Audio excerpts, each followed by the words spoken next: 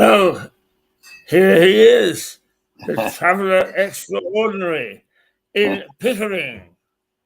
Good morning, Harry. Good morning to you all.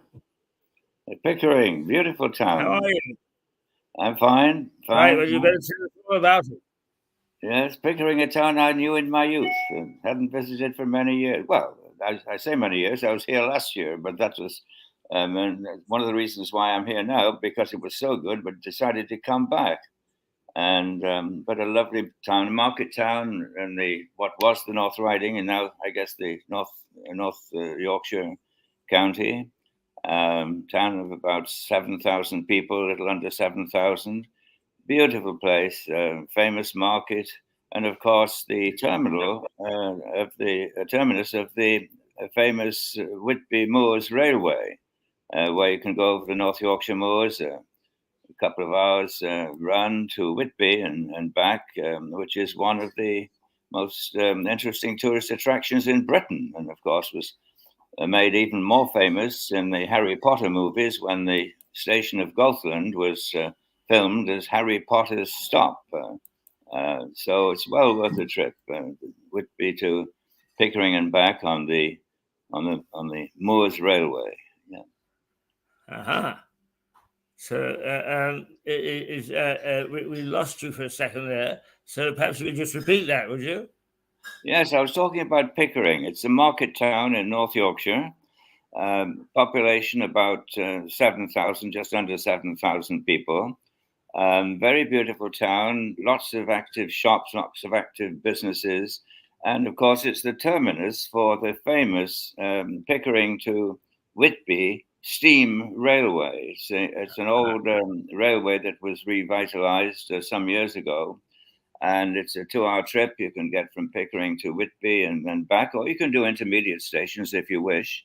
And it's a line that was made famous in the Harry Potter movies, because Gothland Station, which is just outside of Whitby, as the station featured in the films of Harry Potter. All right. And you're on there with Michael Portillo this morning? Well, no, Michael Portillo showed up at the moment, but I'm sure he's done that run.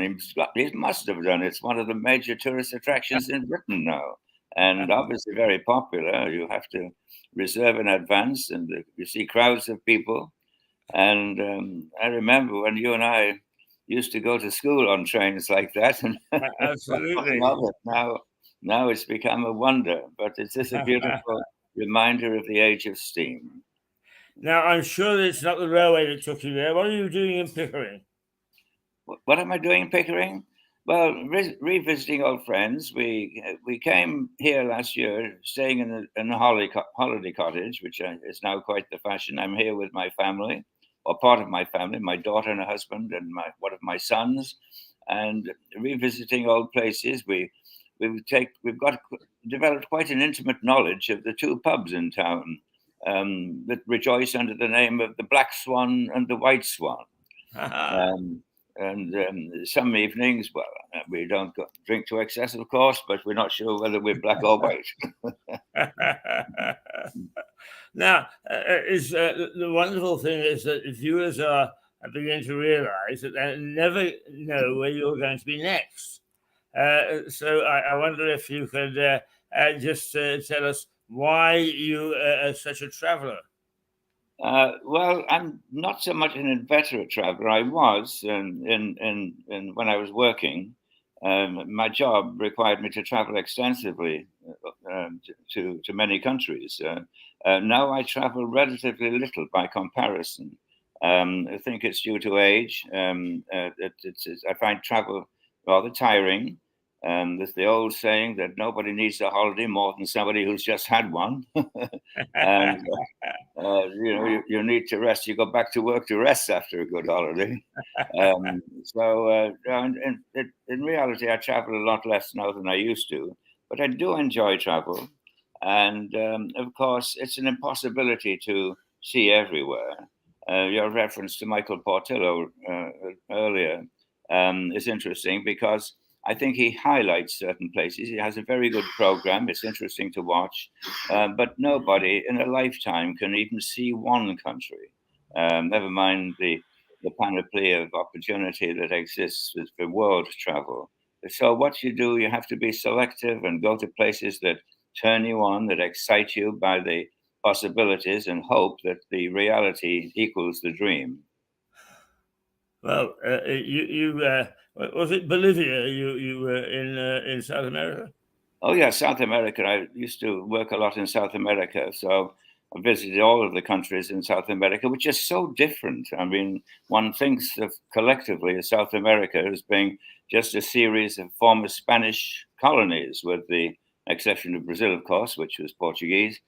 But in fact, every country in South America is as different from the other as the European countries are. There's a difference of Germany to Greece, or Norway to Portugal. It's so different. It is a truly, and it's a huge area. I mean, it's a massive continent, and so it's the variety again. You feel in South America that you're in parts of Europe, and other parts you feel that you're somewhere on another planet. And Bolivia has got a little bit of that planetary interplanetary feeling to it. There's just outside of La Paz, there's what's called the Valley of the Moon, it's got a moonscape. You'd think you were walking on the moon or on another planet.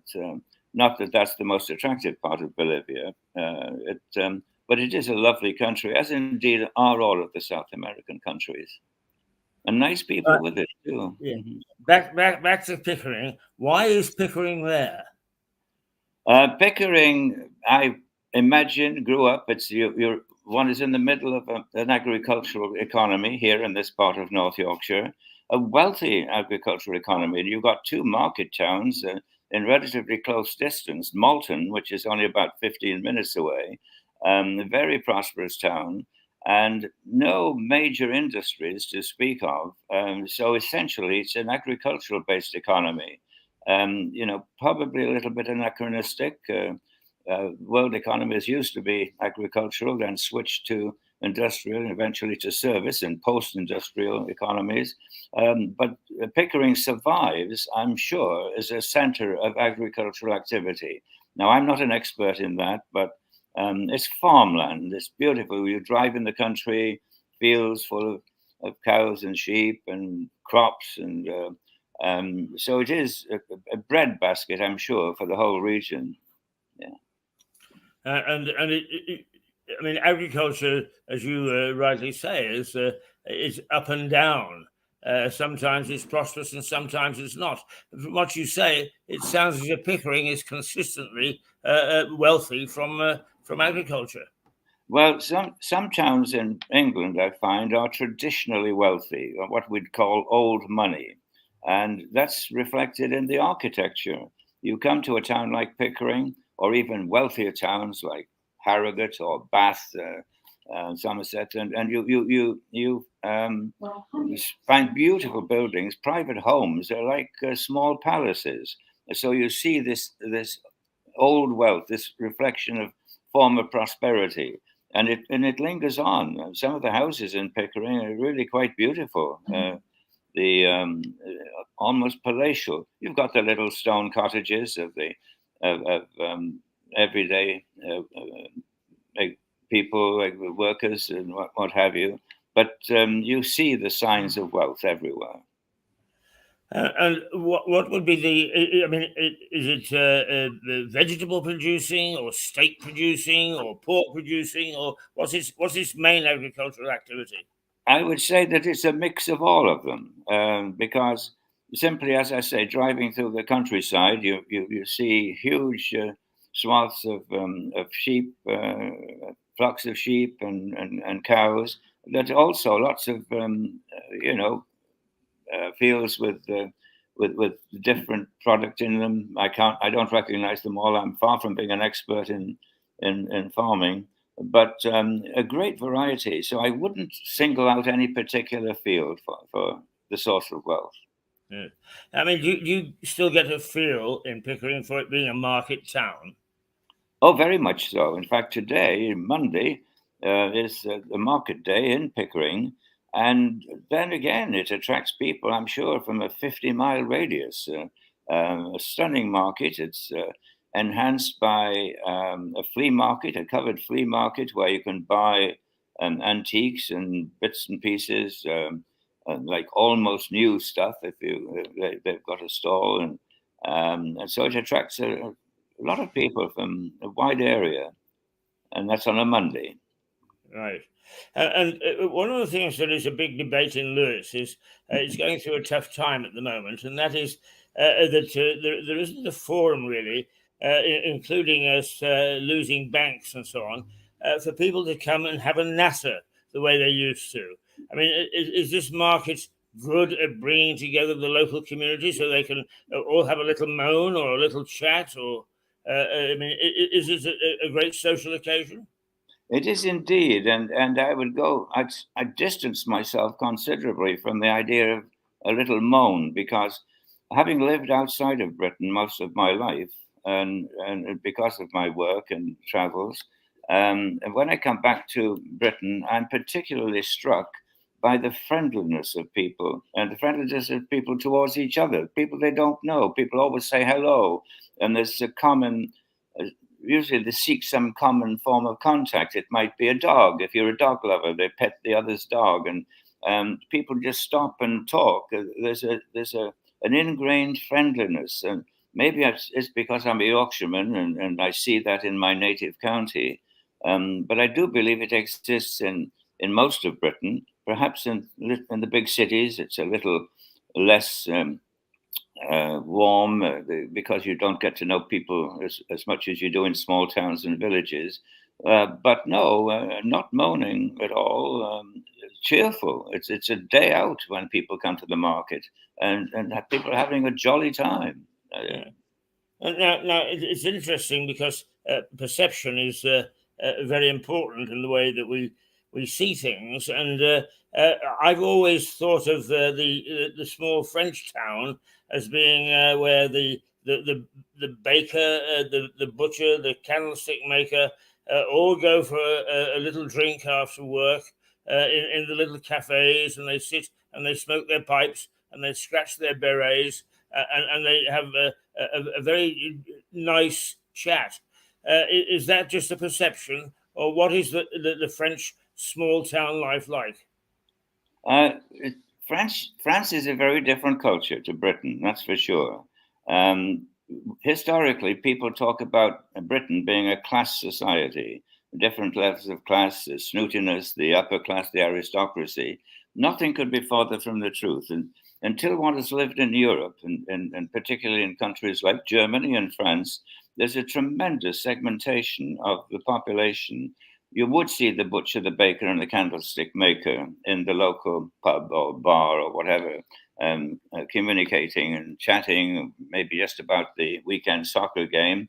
But you would never see the different levels of class. You'd never see the professional class, the lawyers, the doctors, the dentists in the pubs. Where they go, one wonders. They probably meet a lot in each other's homes.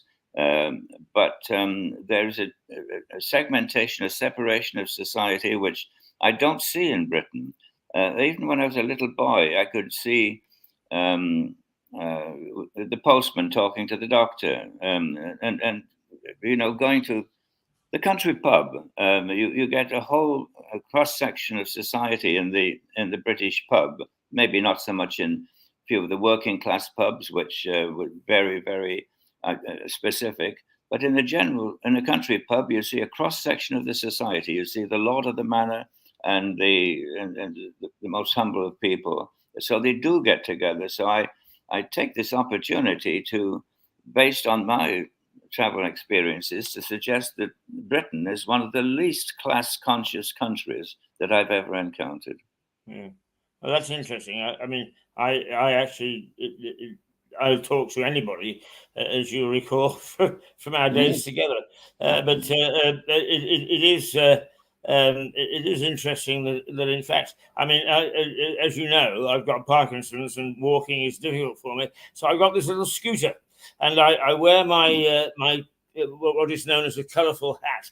and I've only got to drive 100 yards up the road, and I've probably spoken to 10 or 15 people, all of whom want to either talk about the scooter or the hat. Well, there you go. That's the proof of what I've just said. A very open society, Britain, and not closed and not snooty. I don't know where this idea came from, because in any society, you're going to get classes. You're going to get the wealthy. You're going to get the intellectual classes who feel they're superior to another group of people. But they do meet and they do communicate. Sometimes the subjects are very ordinary, but there is this interaction between people in Britain, which I do not see to that extent in other countries, or maybe a little bit more in South America, but certainly not in the rest of Europe. The rest of Europe is very class conscious. Now, you're in Pickering, but the action in our old sport, rugby, is taking place in France at the moment. You've left behind that atmosphere. What sort of atmosphere was it, Harry? Well, we've watched as many of the games as we can, of course, and I think it's a particularly exciting World Cup this time, more so than usual. And we see one or two of the so-called smallest nations upsetting the apple cart. Fiji's victory over Australia yesterday, well earned, well deserved, I think is going to shake a few people. It's true that perhaps Australia is going through a little bit of a downturn at the moment, their national team. Other teams are on the up. France is up, and Ireland, of course, is ranked number one. Britain is going through a period of trying to re-find itself. England, I should say, not Britain in that case. Wales equally.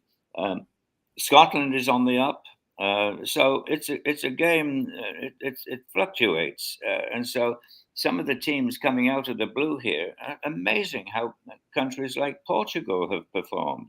Now they were beaten in the end by, I forget who it was that played, but they held their own for a good half of the game. It's exciting to see rugby developing more cosmopolitan roots, and of course the big problem I feel with. It's a personal view. The promotion of rugby, as long as they keep selling the rights to the pay channels, it won't become as popular as soccer. I think they make immediate money selling it to the pay channels, but if they were to allow it to be free on air, it would develop a wider audience, and through advertising, I think it would develop a far greater income in the medium to longer term. However, I'm not running. You're absolutely right, and I've never understood why the RFU, particularly England, seem to want to keep the game away from anywhere where the ordinary chap can see it. Well, this is it, and it's the only way they'll popularize it. I mean, you look how soccer has grown. I mean, it's a worldwide phenomenon, and it's because it's available to people. But if rugby, which contradicts a little bit what I was saying earlier, becomes a sport of the wealthy, of the people who can afford fancy contracts on television, it's going to be limited to a certain economic class, and the people of modest means won't be exposed to it. And it's a very exciting game. It contrasts with soccer. It's not a question of whether you like soccer or like rugby. It's if you like sport. And if you've got an affection for, if you enjoy sport and you enjoy soccer, I think you could be persuaded also to enjoy rugby or ice hockey or any game that you want. People like competitive sports. So there's a huge audience out there waiting to be tapped. And I think the rugby people, the people who are calling the shots, are missing the point or missing the boat here. However, as I say, I'm not a commercial expert, so it's purely a personal point of view. No, I mean, I think you're absolutely right. What is pleasing me is seeing Eastern European teams such as Georgia appear on the scene. I mean, they're being heavily defeated at the moment, but the fact is that they are now at the World Cup, and I think that's very encouraging. Well, Georgia have a strong tradition of rugby going back many, many years. I don't know when it was implanted there, what's perhaps more interesting is some of the countries where rugby is relatively recent are coming up so quickly. Spain, rugby began in Spain in 1922. There was a young man went to the University of Toulouse, which is the hotbed of rugby in France, in the southwest, and I think he was studying veterinary. He became a veterinary surgeon, and he went back to Barcelona and told them about this game and started a rugby club in Barcelona in 1922. And so that's how recent it is in Spain. And of course, it was even a while before it spilled over into Portugal. And yet you now see these teams, whereas Georgia goes back, I mean, take a country like Japan, rugby has been part of the Japanese culture for as long as many people can remember, since the famous Meiji period. I think in the mid 1900s, when the emperor Meiji wanted to introduce lots of Western culture. He never visited Europe, but he brought in all sorts of systems, reorganized the administration, the armed forces, the navy, trained by British officers, and they brought with them sport. And they brought with them rugby. So rugby is implanted in Japan pretty much from the early times of the game. Yes. So you can see a rugby tradition. And there's an apocryphal story, I think, and that is that when I was a little boy growing up, about the big company in Japan called Mitsubishi, which I think is well known, the chairman of the board, who was a rugby player and an active rugby player, would not promote anybody beyond the level of assistant manager if they didn't play rugby, which was a required thing. And his vice presidents were all top rugby players. Now, maybe that's added to the success of Mitsubishi. I'm not sure, but however. Well, as you recall, there's a very strong Japanese tradition between British Columbia and Tokyo, and that our particular club benefited from Mazda Motors, I think, who donated a piano to the club, and there was a very big social evening. Mm-hmm. Yes, I do see the connection between British Columbia, Pacific Rim country, where both you and I spent many years. Yeah. This link with both with Japan and, of course, with China. There's a huge Chinese population in British Columbia too. Yes, indeed. Now, that's an interesting point, Keith, if I may interrupt there. And it suddenly occurred to me, do the Chinese play rugby? My golly. I'm not familiar with them playing rugby, but it could well be. I mean, Kosovo played its first international rugby match this past season. Yeah. Because if the Chinese get into rugby in a big way, they could put one or two teams together, I'm sure. I would think so, yes. If I can tell you just a little story, if you'd allow me to indulge myself, is that I was responsible for starting RT, Russia Today television. And when I was early out there, one of the imports was a chap, a former professional cricket player, but very keen on rugby, Jason de la Pena. And Jason came to me one day and said, there's a rugby tournament on. I'd like a cameraman and I'd like to go and film it. And I said, yeah, great idea. And he came back looking crestfallen. And the Kremlin's aperitif, they always have got one in these places, had said no, it was of no social value. So he went off very unhappy and went down to this tournament. And the next day, he said, I turned up and I saw some mates, and I moaned and groaned about the fact that I wasn't allowed to do this and so on and so forth. And he said there was a little group there, and two girls with their boyfriends or whatever moved away. And someone said, well, you got your message through. And he said, oh. He said, that was Putin's daughters. That's incredible. That's a great story. Yeah. Yeah. But it is very popular in Russia. Mm-hmm. So yes, but the spread, going back to rugby and it's the concept of the spreading of rugby. There have been one or two attempts, I think, to popularize it in the United States, and curiously, the way back when rugby was part of the Olympic sports. I don't think it is anymore, is it? Rugby. I think it's dropped I out. don't think it is. But when it was part of the Olympic sports, and back in 1924, the Olympic medal went to the US. The US won the Olympic rugby event. I believe. I believe I'm right in saying that. And It may well be, because yes. I did meet when we used to go down to the North American Rugby Championships from Vancouver, and which are held on the Monterey Peninsula at the Polo Grounds, and we always used to stay in Carmel, California, a beautiful little town, and drink in Clint Eastwood's pub, and Hog's Breath Inn, still there. There was an old guy, gosh, I can't remember his name, a lawyer, I think he was, and he had actually played in the Olympic team for the US in 1924. Yes, This is in the 70s when we used to go down there. Yeah. yes. I remember that I did a little mini history of rugby for the CBC when I was there, Mhm. and as I recall, is Union, as we know it, was born in the University of Montreal.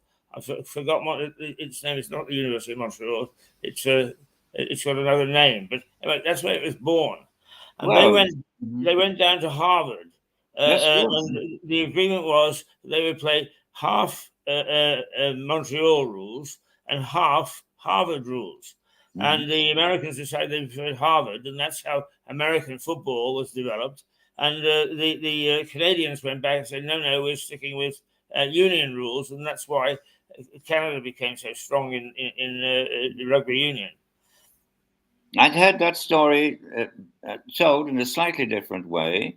I'm sure that there's no definitive version, but it was the University of Montreal who played against Harvard, and they played rugby, and they introduced the Americans to the game, and it was a successful event. Everybody had a good time, and then some years later.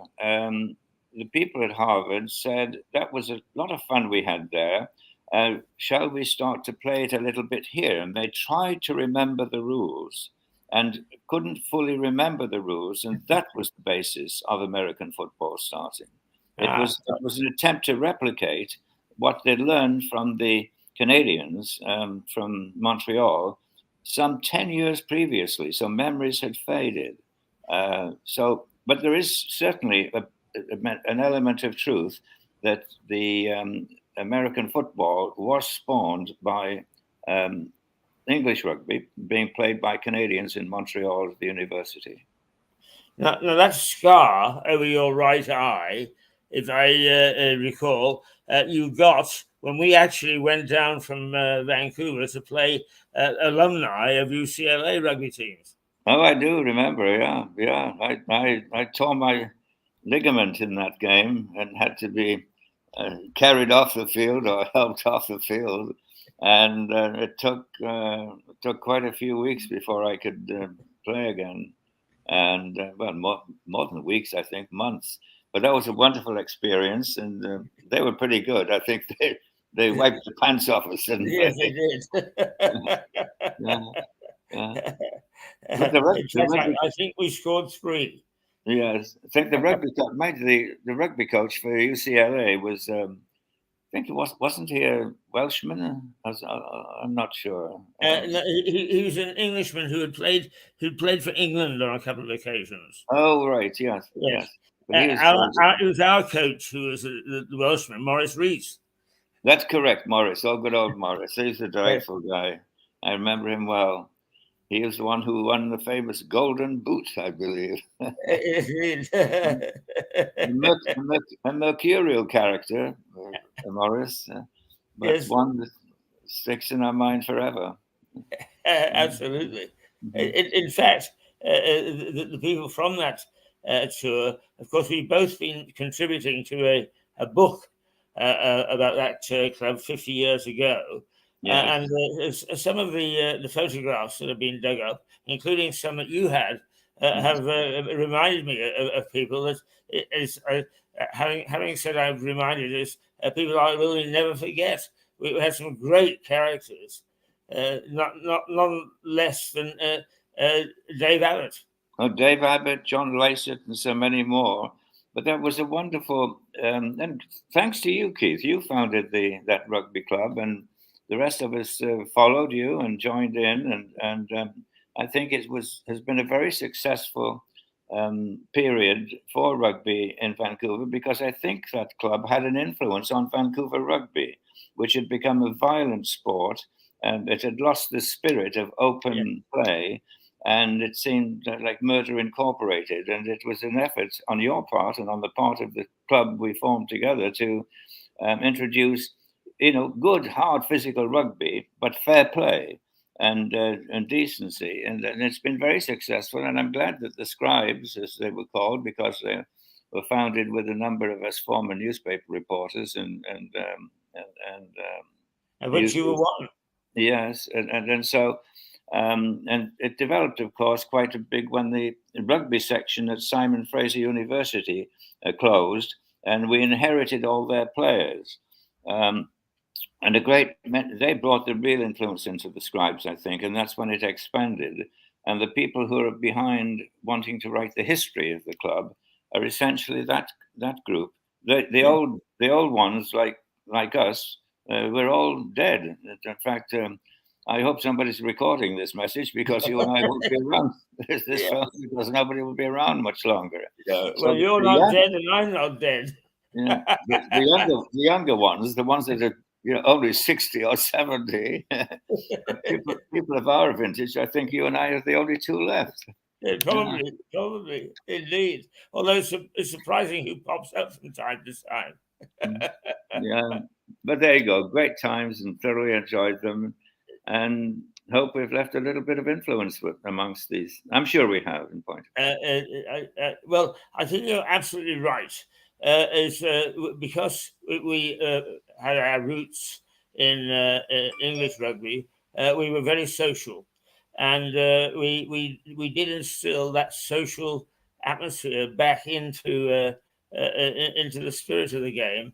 I mean, I'm not sure whether you were aware, but some of the very VIPs like Bob Spray and Graham Budge, ex-internationals over here who had gone over there, actually credited the Scribes with doing that, and not least of which is that we played the referees.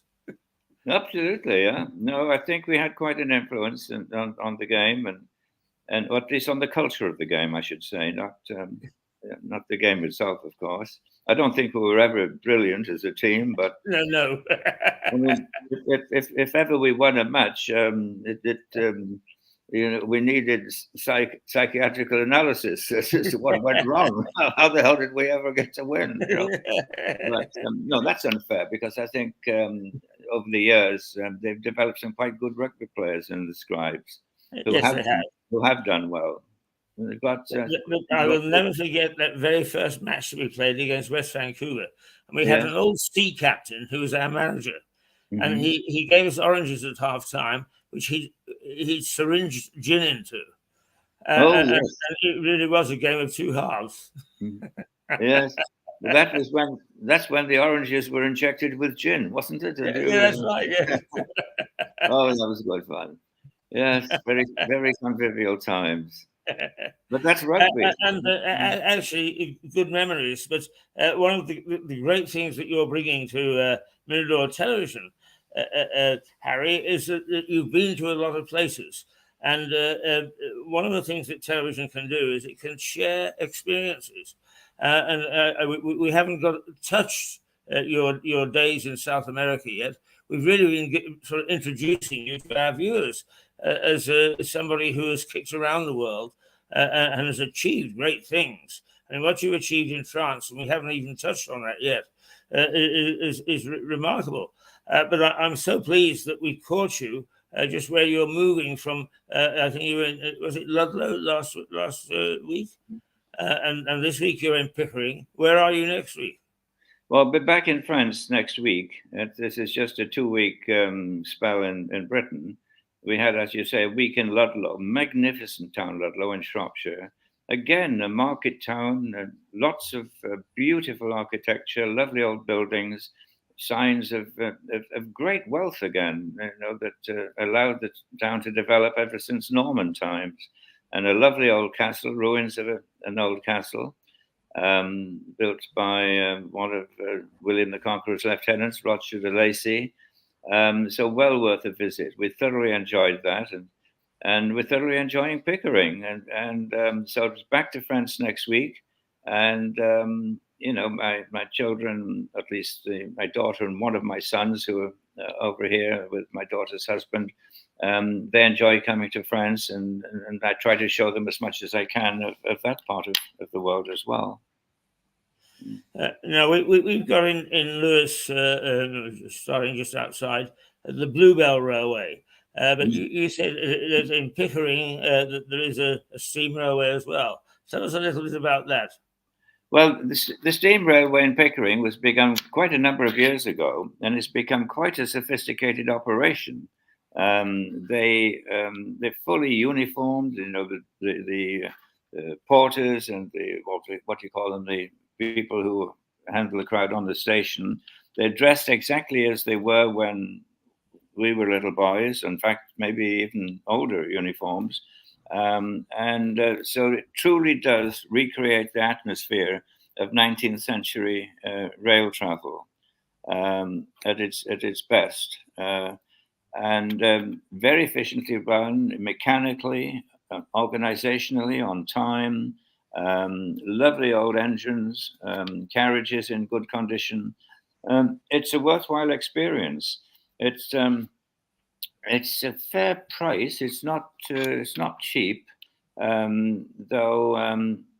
Interesting proposition they have. If you buy a ticket, you can buy a year's ticket, and you can ride on it for the whole year. Then, if you want to go between individual stations, you can at a much lesser fee, a very accessible fee. And so you have had the experience. You don't have to take the full 2-hour trip to Whitby and 2-hour trip back.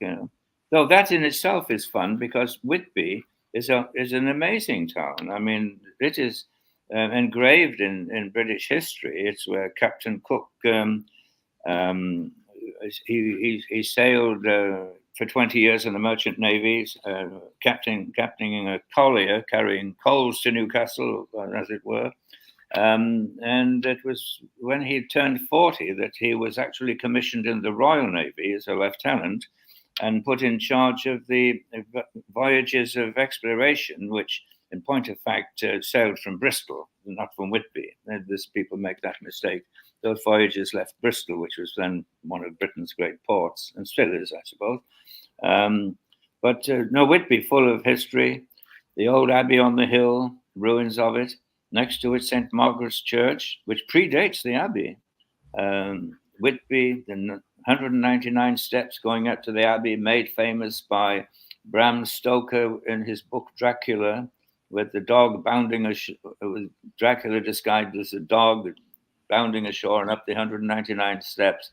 No, it's just, soaked in history of Whitby. Lovely, lovely town.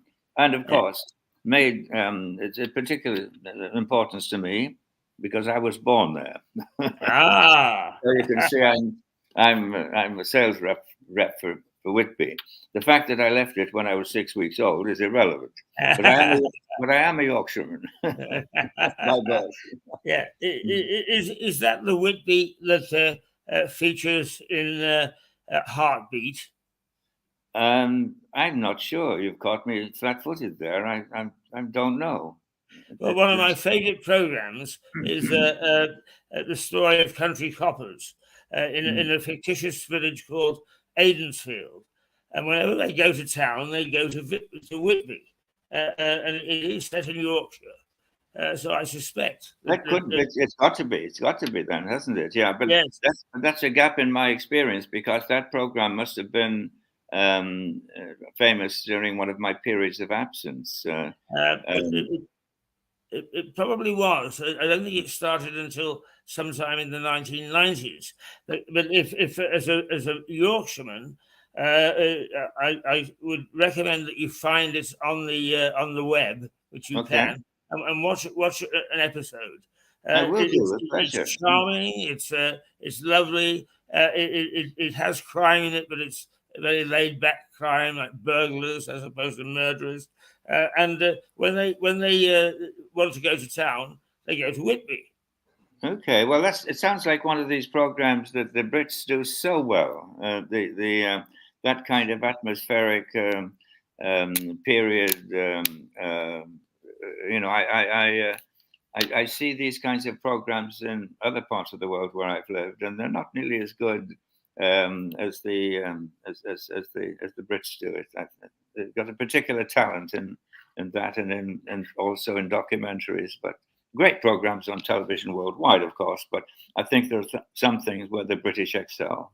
Yes, one of my colleagues for a while was the chairman of Yorkshire Television, and he said that in developing this program, they wanted something that was akin to the Archers, but on television. Oh, right. I remember the Archers, yes. Good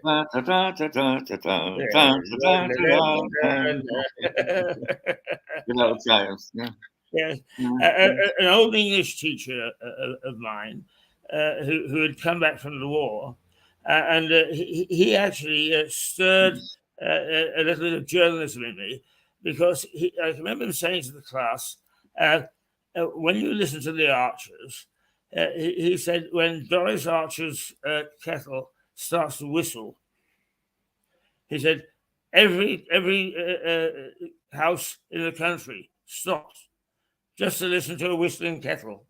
That's great. Good story. I like it. Yeah. Yes. Harry, will you be available next week? Well, normally, yes. If the good Lord doesn't call me to his side. Well, I've spoken to him, and I've said that you're wanted on Mirador Television, so he's giving you a few years' grace. Yeah, well, that's good. So you intercede for me. Yeah. Maybe talk a little bit about France next time. Indeed. We look forward to that. We've actually been on for 44 minutes, and it's been, as usual, scintillating chat. I think you probably let a few English people know what some of their English market towns are like. The name Pickering and Ludlow are both familiar to me, but the places aren't. So you describing them as being not educational, but also scintillating. So you haven't lost your journalistic abilities at all. No, well, that's good. And of course, you're in Lewis now. Lewis, de Varenne, I believe, founded Lewis. Warren, pronounced Warren in English now. Warren being a French name, de Varenne, and he was, I think, at one stage left in charge of Britain England when William went back to sort out the Duke of Brittany, who was rebelling, and your guy. Who built the castle at Lewis, de Varenne, or Warren, as we call him in English, became quite a famous person. And mind you, he died without issue. And that's right. Yeah. And his lands accrued to the Dukes of Norfolk and to the Howard family. I believe Arundel Castle became the parent, that's right. the owners of Lewis. Yeah. Yes. And his wife, Gundrara, actually built the priory, which we have here. Well, we got the ruins of it. But your castle, Lewis, is in good shape. Yes, and the priory for what's left of it. Also, we're very proud of it. So they've left their mark. But apparently he pathologically hated Herod the Waif. Oh, right, yes.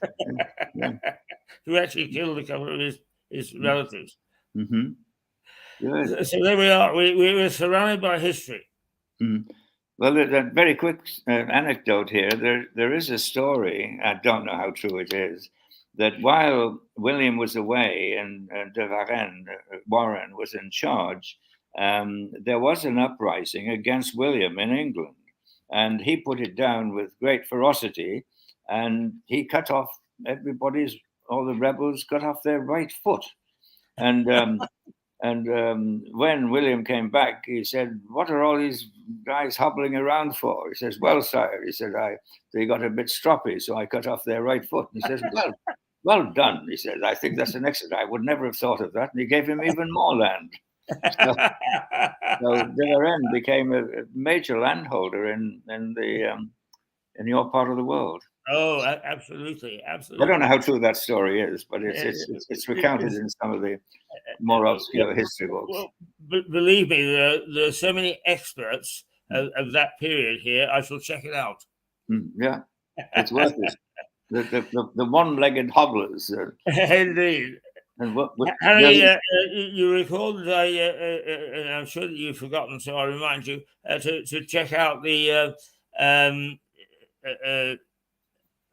Why do I never remember the name of the seafood? Shellfish. There is a fair. Yes, in Dieppe. Yes. You're talking about. Yeah. Yes. So if you could remember to check that out for us, because it would be an excuse for me to come over and an excuse for you to come down to Dieppe. Well, absolutely, and that is a beautiful town, Dieppe. But it truly is. Yeah. Absolutely. Yeah. We'll talk to you next week. Okay, with pleasure. With pleasure. Look forward to it. Me too. Cheers for now. Bye, Harry. Bye. Bye.